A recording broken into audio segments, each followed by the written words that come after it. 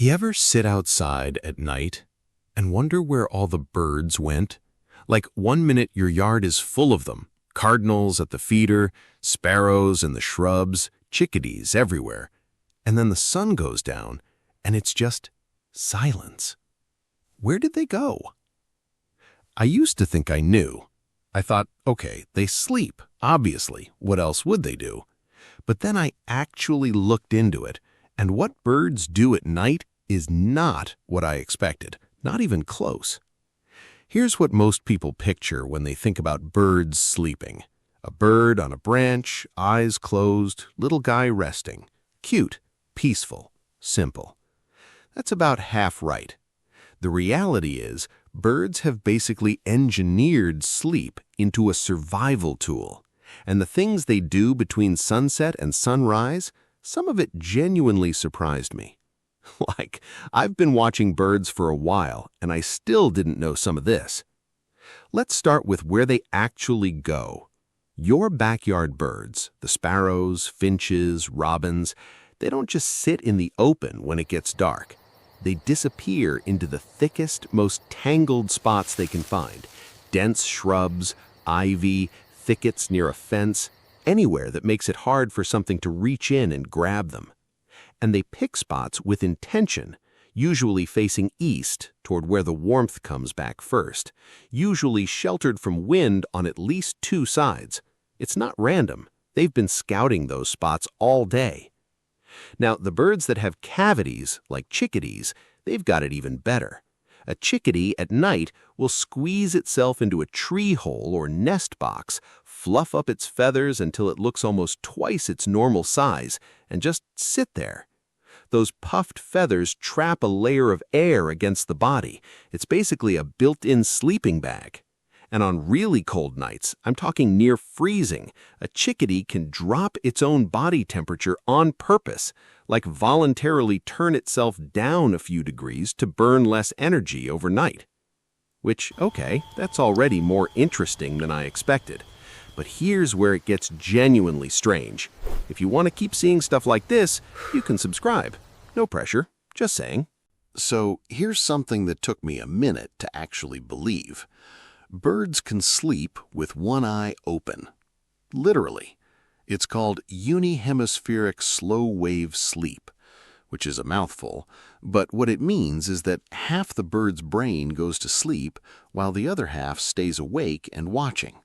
The eye connected to the sleeping half, closed. The eye connected to the awake half, open, scanning. They can literally switch which side is sleeping, rotate the watch, like tiny little sentinels taking shifts inside their own heads. I don't know why that hits me as hard as it does, but that's wild. You want to know why they're so careful at night? Because night is when the things that eat birds wake up. Great horned owls, screech owls, barred owls, some of the most effective predators in North America, operating completely in darkness in near total silence. A great horned owl's hearing is so precise it can locate a mouse under 6 inches of snow, just from sound. So that chickadee in the tree hollow isn't being dramatic, it's being smart. And here's something I almost missed when I first read about this. A lot of small birds actually roost in groups at night. Not families, just birds. Sometimes different species, crammed into the same shrub. More eyes, more warmth, slightly better odds. There's something almost touching about that. Different birds, nothing in common, just sharing a bush because the night is cold and full of owls. Okay, but here's a pattern interrupt. Not all your backyard birds are quietly sleeping. Robins, specifically, are notorious for singing in the middle of the night.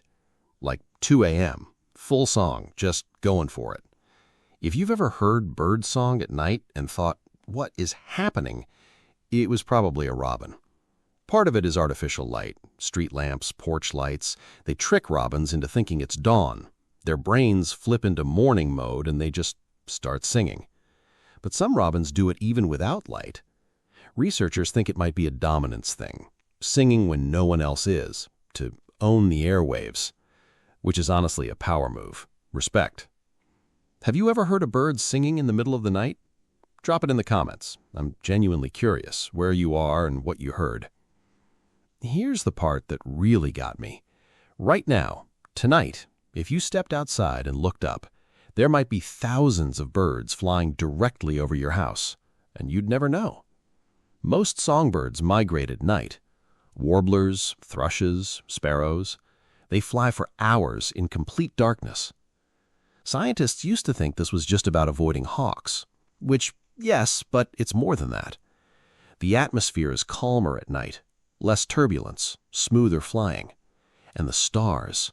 Birds navigate by the stars, specifically by the rotation point of the night sky, true north. Young birds actually learn this before their first migration. They sit there, as juveniles, watching the sky rotate, and they memorize where the fixed point is. That's not instinct. That's learning from watching the sky. And then there's the other navigation system, the one that still isn't fully understood. Birds can detect Earth's magnetic field. There's a protein in their eyes, cryptochrome, that reacts to magnetic fields. Essentially, they might actually see magnetic north. Not feel it, see it. Like a faint visual overlay on the world, a built-in compass, in their eye. And they use this at night. Stars plus magnetic field. Two completely separate navigation systems running at the same time. A bird flying over your house right now might be doing both. Reading the stars, reading the field. Heading somewhere hundreds of miles away. In the dark. Alone. Now, not every bird leaves in the fall. Some of them stay. And winter nights are where things get really extreme. A dark-eyed junco on a January night, sitting in whatever it could find for cover, is burning through its fat reserves the entire time it's roosting. By morning, some of these birds have lost 10% of their body weight just from staying warm overnight. That's why your feeders matter more than you might think. The birds showing up first thing in the morning, they're not just stopping by. They're recovering. High-fat seeds like black oil sunflower or Niger, those aren't snacks. That's fuel for the next night. I started thinking about my feeders differently after I learned that. So, let's put this all together. Your yard, 3 a.m. There's a pair of house sparrows in that bush by your fence. One of them has one eye open. The other is actually asleep, properly asleep, but body temperature's slightly lowered to conserve what's left of today's calories. Above your house, 500 feet up, a yellow-rumped warbler is flying south. Has been flying for 3 hours, looking at stars, reading the field. Your neighborhood is just a landmark it passes over in the dark. Somewhere in the oak at the edge of your yard, the one you keep meaning to trim, something shifted. A screech owl. It's been sitting there since 9 p.m., watching. The yard you think you know, completely different world, 3 feet from your back door. There's this moment I keep thinking about. I was up late a few months back, couldn't sleep, just standing in my kitchen, and I looked out into the yard. Complete darkness, nothing moving, and I thought, I used to think that meant empty, nothing out there, all quiet. But now I know there's a whole other set of things happening. The birds are there, tucked in, waiting. Some of them migrating right over my roof. The owl I never see. The yard doesn't go quiet at night. It just switches channels. And I find that genuinely comforting. I don't totally know why. So, next time you're outside at dusk and the birds disappear, they didn't leave. They're in the shrubs, in the hollows, some of them flying south at 500 feet. All of them managing the dark the only way they know how. And when your feeder is empty at 7 a.m., Now you know where they were all night and what it cost them to get through it. If you want to see what they're doing in the dead of winter, how they survive days when the temperature doesn't get above 0, that one is worth watching. I'll link it right here.